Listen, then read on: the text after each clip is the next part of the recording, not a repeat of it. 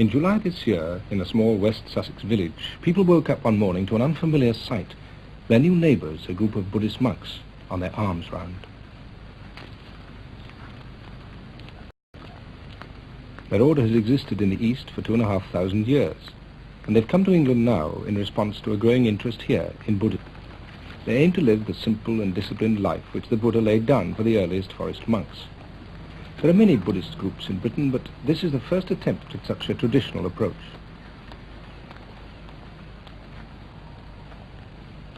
They have to follow 227 rules which govern every aspect of their life.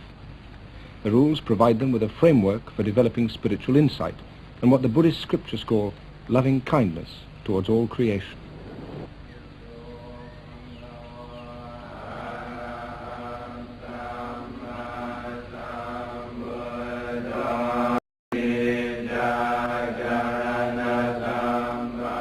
The community consists of about 20 monks, novices and lay followers. Their day has begun at 4 a.m. with meditation followed by chanting in Pali.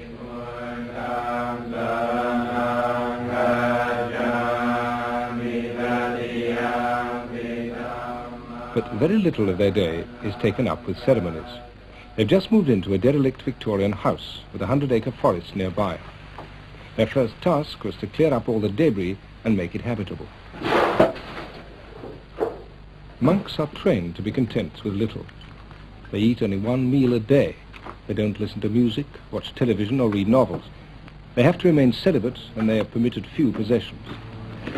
Their aim is to be free of everything which might distract them from their main task, putting into practice the Buddha's teaching about the path to enlightenment. The spiritual head of the order is the Venerable Ajahn Chah. He has come from Thailand for a few weeks to lend his support to the new sanctuary. ในเวลานี้ชาวตะวันตกนี้กำลัง Many people in the West today seem to have much dissatisfaction and unhappiness in their hearts, and they feel they don't have a satisfactory means of dealing with it. The teachings of the Buddha offer the practice of meditation, which is a way of solving problems and overcoming confusion.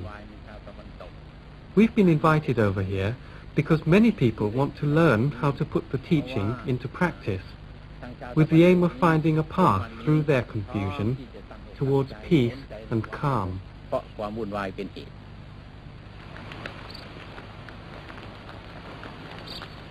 how is all this going to go down in West Sussex? For hundreds of years, Western Christians have exported their religion. Now, for the first time, the West is on the receiving end.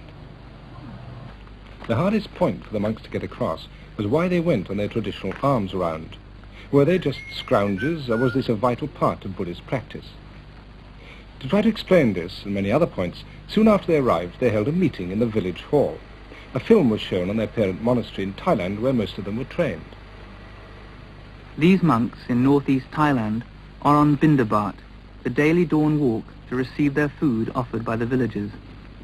They're not allowed to possess money, nor grow their own food.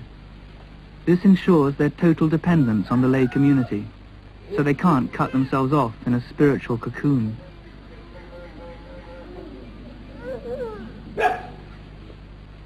For the laity, Bindabat is a way of paying respect to the discipline of the monks, and also a way of making merit, which many believe brings good fortune in this life.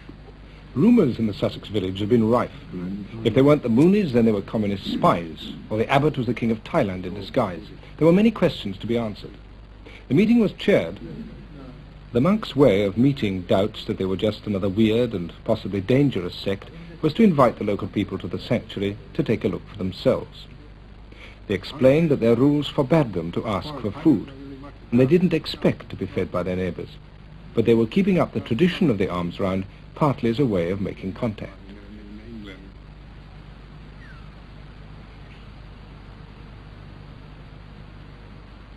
Their one meal a day has to be eaten before noon. Part of their food will be grown by their lay helpers, and the rest will be donated by Buddhist supporters from further afield. Today it's been given by the Hampshire Buddhist Society. This temporary dining room was provided by their chairman, who owns a marquee company. You don't have to be a monk to be a devout Buddhist. You can lead an active business life, provided it's not an immoral one. We've come today to offer a meal to the monks, which is known as dana, and this is an act of giving which establishes a sort of a relationship between lay people and the monks.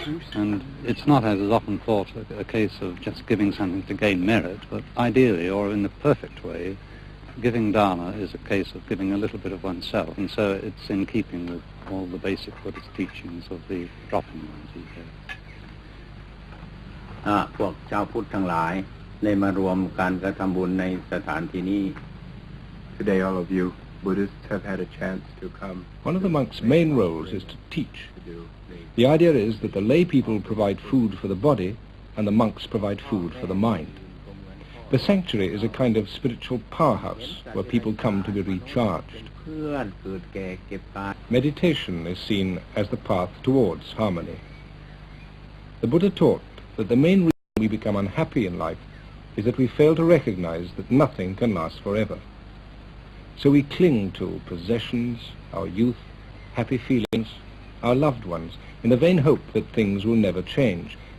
And when they do, we feel thwarted and miserable. The aim of Buddhist practice, meditation combined with moral living, is a very down-to-earth one, to find a way of overcoming unhappiness. The Buddha taught that this can only be achieved when we reach a sense of detachment, a perspective from where we're no longer upset by the ups and downs of life.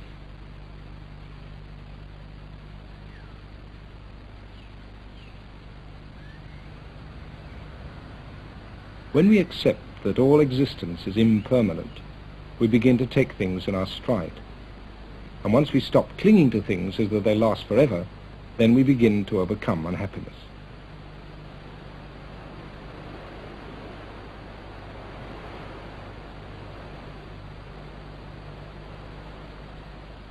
So meditation is taught as a way of reaching serenity, and it's one which anybody can systematically follow. The Buddha wasn't a god, but a man who 2,500 years ago found a way of reaching the ultimate serenity, nirvana.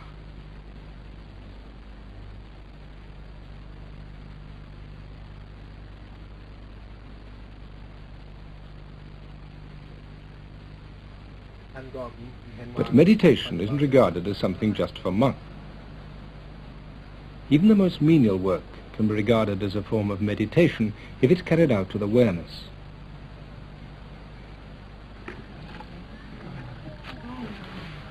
The aim of the training is to make them constantly aware of the present moment. Since monks are forbidden to till the soil, this is done by a novice or layman. One of the community is a former property millionaire who now seeks a different kind of satisfaction.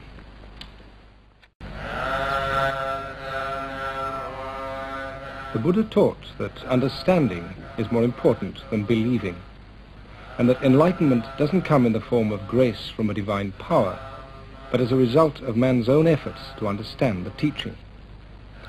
Here the monks are performing a ceremony for a couple who've recently been married. The groom was once a monk himself. There's no dishonor in having disrobed, since Buddhists accept that all states are subject to change.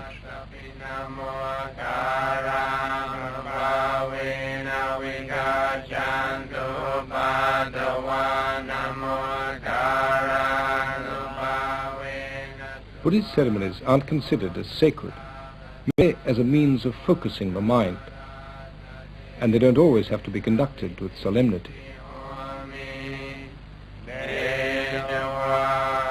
At the end of the ceremony, they tie a thread as a gesture of good luck.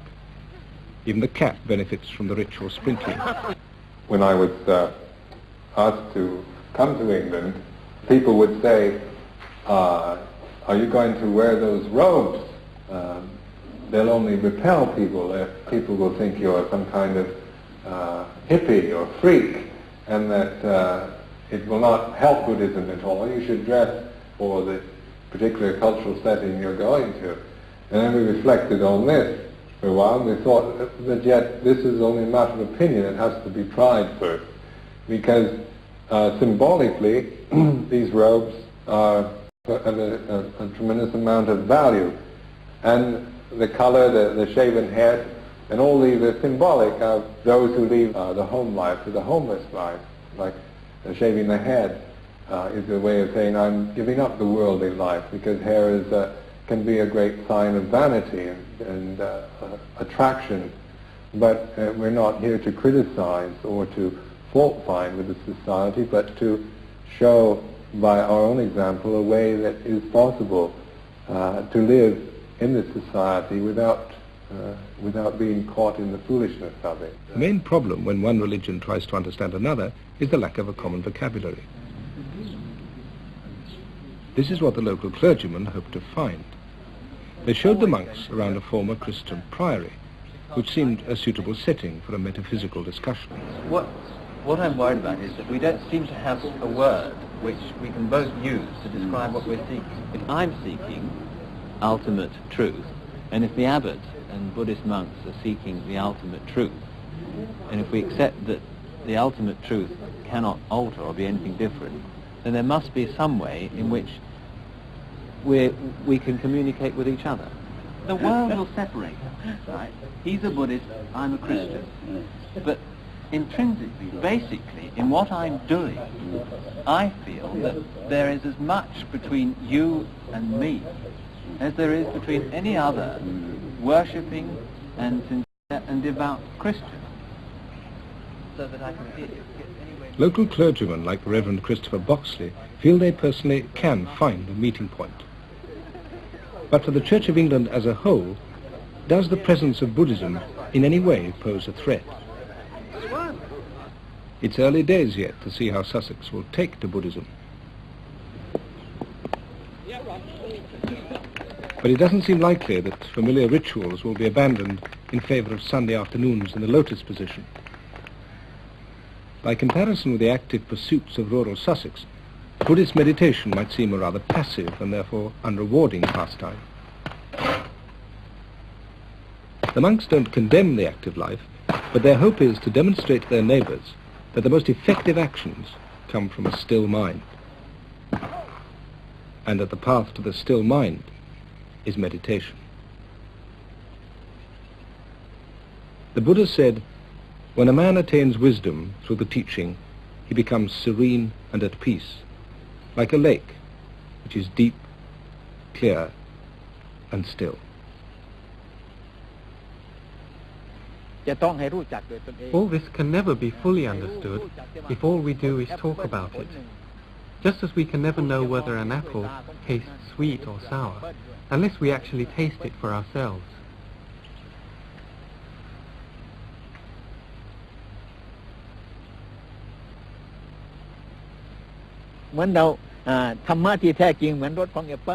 The ultimate truth is like the flavor of an apple, which you can't see with the eye or hear with the ear.